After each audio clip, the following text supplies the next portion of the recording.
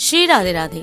आपका स्वागत है मेरे इस YouTube चैनल डिवाइन हिंदी कहानियों में। आज मैं आपको तुलसी और सालिग्राम विवाह की महिमा की कथा सुनाऊंगी। अगर आपको मेरी ये कथा पसंद आए तो कमेंट बॉक्स में कमेंट जरूर करें। तुलसी विवाह कार्तिक माह की एकादशी को मनाया जाता है और इसे देव उठनी एकादशी या प्रबोधनी एकादशी के नाम से भी जाना जाता है। इस दिन भगवान विष्णु और देवी तुलसी जी का विवाह संपन्न हुआ है। यह कहने में भले ही एक विवाह लगता है, लेकिन इसका आध्यात्मिक महत्व है। भगवान विष्णु और तुलसी विवाह की पौराणिक कथाओं के अनुसार तुलसी विवाह तीनों लोकों में देवी लक्ष्मी और भगवान विष्णु के मिलन का प्रतीक है। यह विवाह एक तरह से भक्त और भगवान के बीच के प्रेम और समर्पण का महत्व सिखाता है, क्योंकि माता तुलसी भगवान विष्णु की परम भक्त थी। इसके अलावा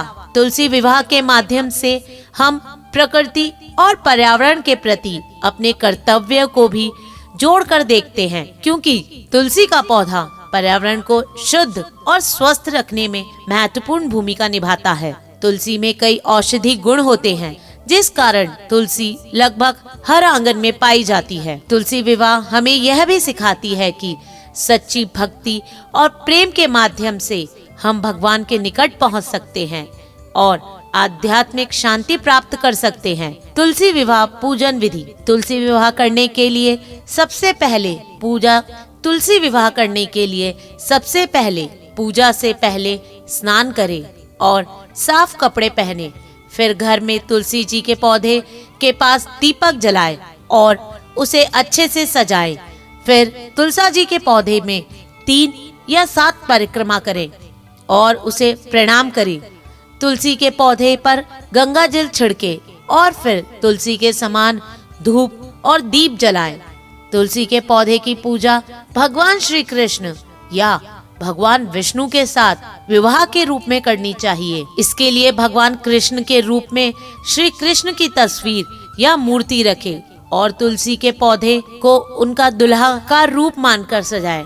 फिर लोग के बीच प्रसाद बांटे। शालिग्राम पूजा का महत्व। शालिग्राम को भगवान विष्णु का स्वरूप माना जाता है। शालिग्राम की पूजा से व्यक्ति को उसके पिछले कर्मों का फल प्राप्त होता है और वो मोक्ष की दिशा में आगे बढ़ता है।